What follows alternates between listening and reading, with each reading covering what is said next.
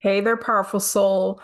When you have a history of disharmonious relationships, it is imperative that you are aware of your triggers, your patterns that may have been created in the past, in your current and possible future new relationships. So you're not repeating and recreating the past with those same triggers and patterns.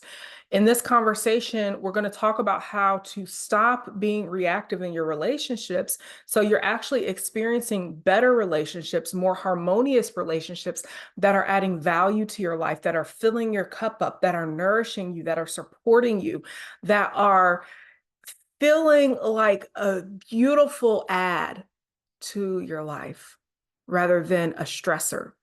And we weren't put on this planet to do life alone. We need each other. And in order to continue to create a new world, to create heaven on earth in this lifetime, I believe one of the obstacles that many accomplished spiritual leaders must overcome is being in harmonious relationships with one another, whether if it's romantic, platonic, familial, professional, whatever type of relationship. You must be aware of your triggers and your patterns. Otherwise, you are repeating and recreating the past. I believe this is why we're seeing so many disharmonious relationships in the world: platonic, romantic, professional, familial, because people have been carrying their unconscious triggers and patterns with them into each encounter and each interaction, recreating, repeating the past, and blaming the other, pointing the finger, reacting, and everybody's triggering each other, everybody's reacting to each other. And few are those of we who pause for the cause and decide to go within, breathe,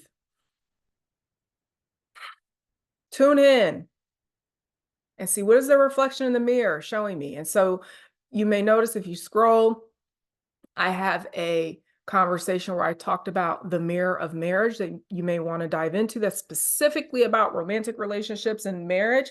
But this one is going to be about any type of relationship because anybody can push your buttons. So when you are in relationship with someone, when you are engaging in an interaction with someone, whether if it's a communication or through your body language or even your energy, your presence, you know, you can have a presence that feels triggering to someone if you are defensive, if you are exuding energy from you that has a sense of shame or judgment. Your presence alone could be triggering to people. I actually have another video about being a safe presence. If you scroll through, you'll see that. So I talk about that too. But when you are in interactions with other people, one of the primary focuses that I believe will support you to radically revolutionize your relationships for the better is to become aware of how you perceive yourself in these interactions. What is the inner dialogue you are having with yourself in these interactions, whether if it's with your beloved, a colleague, a friend, a team member, whomever?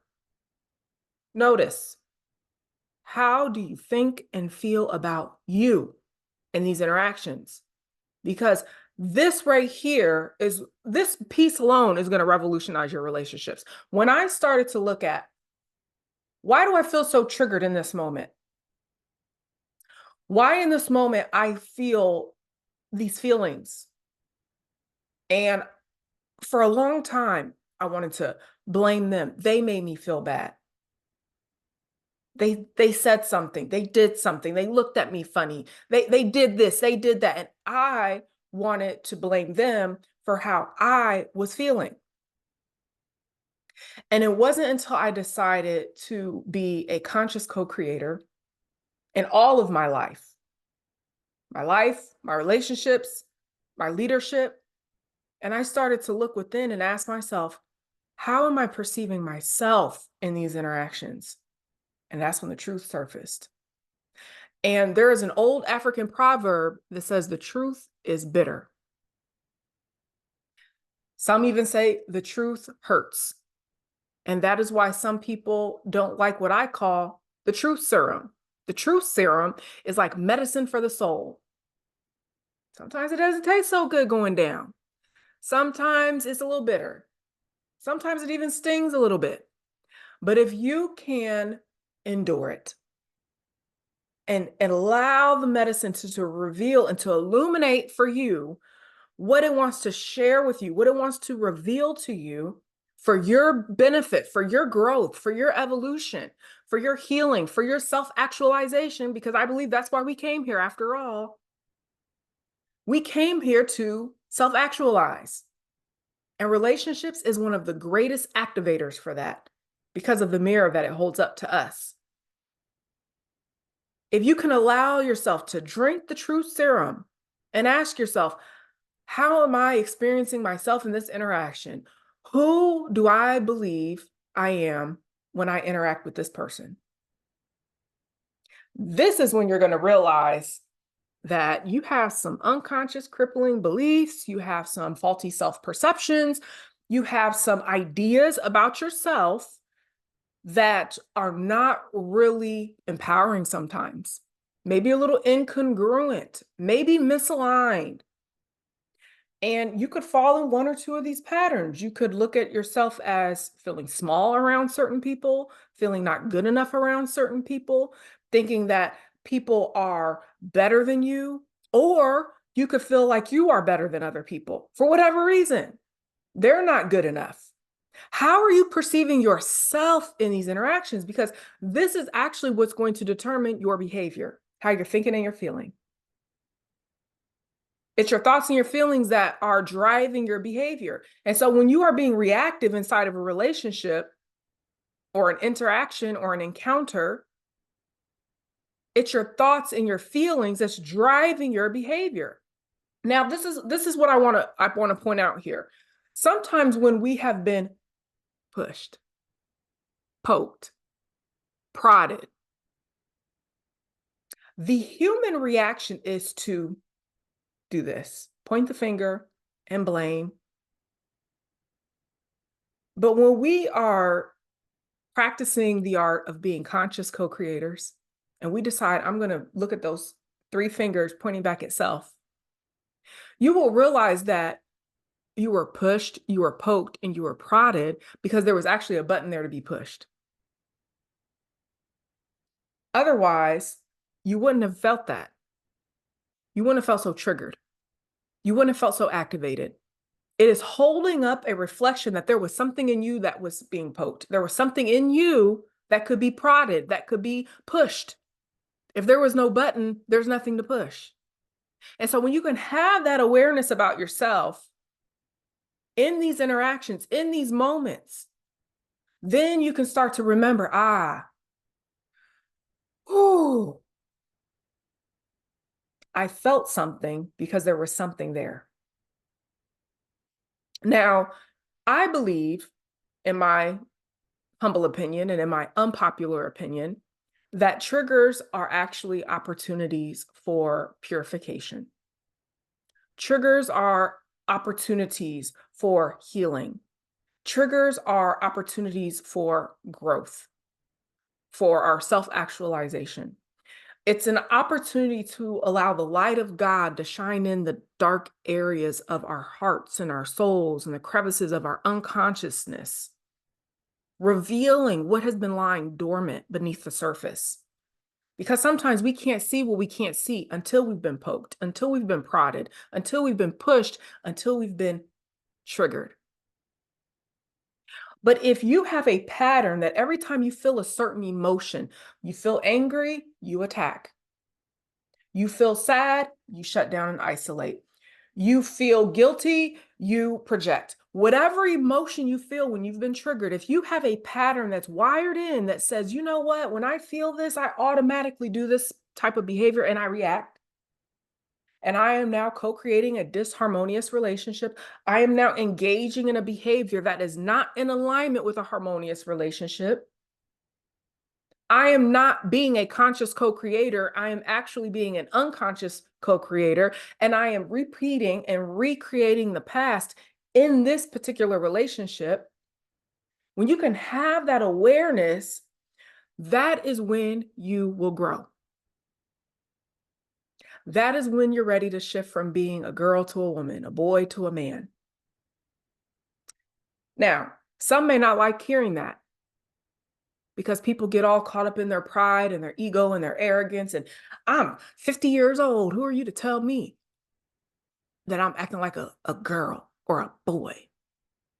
This is where I say that your age is not what determines your maturity. It is where you are at emotionally. And this is where it becomes very challenging and difficult for some people to take this truth serum in, because some people become so attached to age that they believe their age qualifies them to automatically have a level of emotional maturity. But in order to have a level of emotional maturity, you have to have emotional mastery. And if you're not even aware of your triggers and your patterns, or you are still reacting and still operating in unconscious ways, there is no way you're practicing emotional mastery. And there's definitely no way you're practicing emotional maturity so that you can therefore be emotionally intelligent. Now, you may be saying to yourself, Cassandra, easy for you to say, I've experienced trauma, or I've experienced abandonment, or I've experienced rejection, or I've experienced this or that or the third. And it feels like something takes over when you're triggered. I understand and I know because I've been there. I spent a lot of my life being a very reactive person.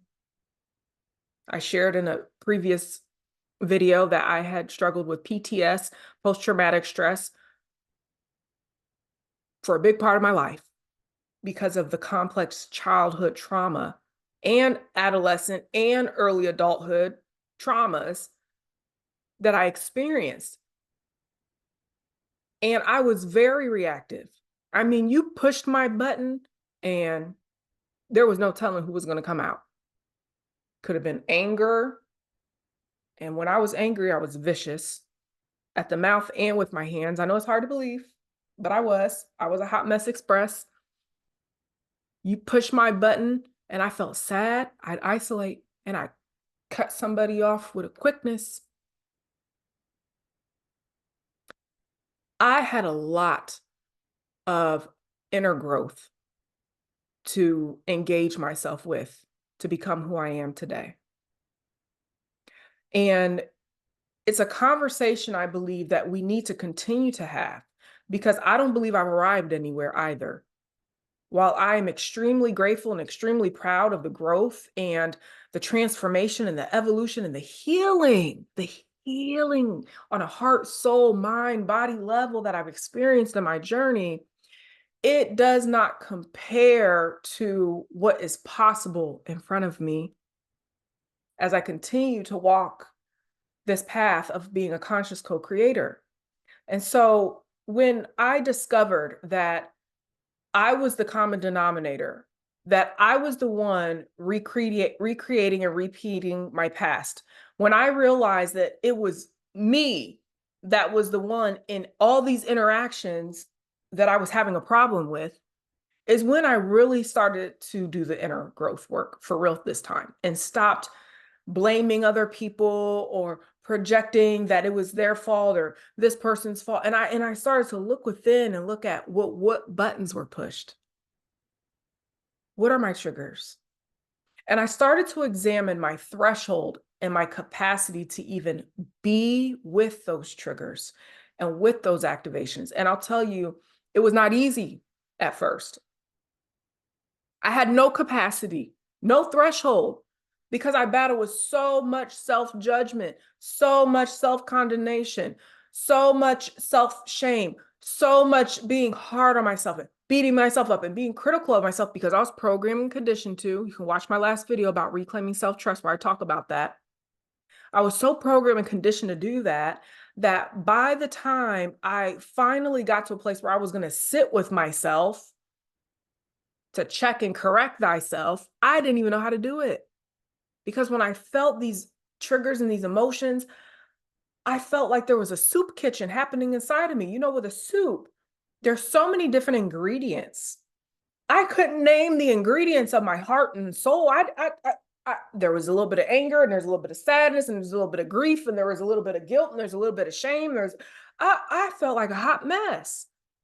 Even though everything on the outside looked wonderful, had a education and a career and owned a home and a community and friendships and raising my son as a single mom. And it was confusing. It was so confusing. How do I have this picture perfect life where everything on the outside looks good, but on the inside, I'm experiencing these things. And when I'm engaging in interactions with people, I'm always frustrated and people are always pissing me off. And I'm always feeling some type of way at the way people are acting. And I'm always feeling like I'm misunderstood and people don't understand me. I decided to stop. I decided to stop. And over time, I started to examine these inner experiences with curiosity. I started to examine these experiences without blaming, shaming, projecting at the other, and really just looking at what was happening within me. And I was able to develop a whole framework and a whole system around processing emotional triggers in such a healthy, powerful, potent way that I collapsed time in the duration it used to be when I was triggered and how long it would take me to come back home to myself. I remember there was a time where I would get emotionally triggered and sometimes months, literally months could pass where I'm ruminating and I'm stewing and I'm upset about what they did or they said, whatever it was, regardless of how horrendous or horrific or minimal it was, I didn't know how to let go. I couldn't let go. I went from it taking months, sometimes even years, if I'm honest with you. Sometimes it was years, depending on who it was. Because, when you've known people for a long time and they held space in your heart and they commit an act of betrayal, sometimes that thing can linger for a very long time. And I did not know how to have the grace to let things go. Not for them, for me. And over the years, I started to play with different approaches and different modalities and implementing different tools inside of my practices with myself first before I even started using this inside of my work. And I started developing processes and frameworks for how I could be with these experiences internally and collapse time with the duration where I was experiencing this trigger and bounce back and be back home within myself. And I'll tell you, we went from years and months to a moment. A moment. And it takes a lot to trigger me these days. And if I do get triggered, because I'm human, it happens, the way I can be with myself with compassion, with empathy, with grace, with understanding, with non-judgment, with non-resistance, and hold space for myself is absolutely incredible. It's spectacular. And it dissolves the trigger instantaneously. It holds no power over me. And I'm able to then be that way with others, where I respond and I don't react to my relationships, where I can really be present, even if they're upset with me, and listen with compassion, with empathy, with grace, with non-judgment, with non-resistance. And it's so beautiful. There was a time, and I'll share more about my journey with my husband as God leads me to, because I'm sharing in these videos what I believe God is leading me to share as God leads me. And as God leads me, I'll share that. But there was a time in my journey with my husband where I had to navigate that. And to see where I was with him years ago to where I am with him now is so beautiful. It's so beautiful. And I'm so proud of the way that I have transformed as a wife, as a woman, as a lover, the emotional intelligence that I have developed and deepened and cultivated within myself so that I am having a sovereign, sacred union that is beautiful with intimacy and connection and safety and support. So when we are able to hold that sacred space with ourselves, and then we have the capacity to hold that sacred space with another, we then get to co-create harmonious, beautiful connections and relationships with other people. And I believe that is how we're going to change the world. One interaction, one connection, one encounter, one relationship at a time. Inside of our lives, inside of our businesses, inside of the work we do, inside of our communities, inside of our families, inside of all of our interactions. But it starts with self. It starts with you. Who are you being? How are you showing up? Is the way that you are engaging in your relationships really congruent and in alignment with the desire you have for having better relationships, having relationships where there is harmony, where there is collaboration, where there is this synchronicity? Because you play a big part in that. And in order for us to rise inside of this level of maturity, you've got to be aware of who are you when you are emotionally triggered and activated. And it's difficult because when emotions are high, intelligence is low. And that's why it's important to be prepared and be proactive with a plan for how will you handle yourself when you've been triggered. That is part of this whole process, which is part of the work that I've been able to lead women throughout the years. And I've worked with men too, accomplished spiritual leaders. Having a plan, being proactive, being prepared. We don't just go willy-nilly. You wouldn't go inside of your business and not have a plan. You wouldn't approach the work that you do and not have a plan. You know, I've worked with someone who is a physician. You would not go and engage with a I want to say client, but they use a different word there. You know what I'm about. You know what I mean. I want to say client because that's the word I use, but the word that they use, it's not coming to me right now. But you have a plan. Patient. There we go. I knew it would come to me.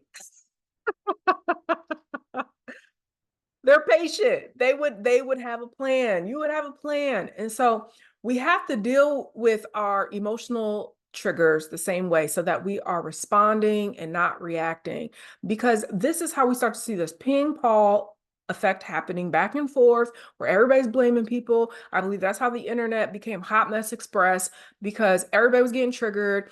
Everybody was pointing the finger.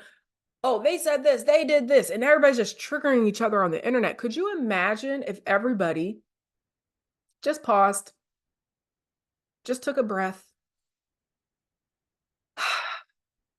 tuned in, and inquired, how am I experiencing myself in this moment? Am I comparing myself? Am I feeling less than? Am I feeling better than? Am I feeling self-righteous? What would the world be like virtually and in real life if people just paused and took a breath and tuned in and asked themselves, how am I experiencing myself in this moment? And was honest, drank the truth serum with full honesty, and then decided to consciously choose that they're going to respond and not react. What kind of world will we live in? How would the internet be? How would the world be? Instead of people honking and blowing their horn in the road when they're all frustrated and mad because they were late leaving their home for work. And now they mad because this person didn't go as fast as they wanted to, but they left their home late. Or on the internet, somebody sees something and they're all triggered and now they going and playing keyboard thugging. What kind of world will we live in if people just paused and took a breath and tuned in and said, how am I experiencing myself right now? And consciously chose to respond and not react. I believe that we would all be co-creating heaven on earth in this lifetime. I believe that we would be experiencing a completely different reality, a completely different reality. And I am audacious enough to believe it's possible. But it starts with one, with you. And so my challenge to you today is to go out there in your interactions, in your encounters, in your relationships, and before you make assumptions and judgments and project and blame and shame and judge, I want you to pause. I don't want you to put your hand on your heart and take a breath. And I want you to ask yourself, how am I experiencing myself in this experience? And then you choose who you're going to be after that, because the ball is in your court. If you desire support in being more deeply embodied so that you are experiencing better relationships and you're leading more powerfully in the work that you do, reach out. We would love to share ways of how I can support you. If you know someone who would find value in this, please share this. Please subscribe. Please stay close. Please stay tuned. And I'm looking forward to having another discussion with you very soon. Take care now.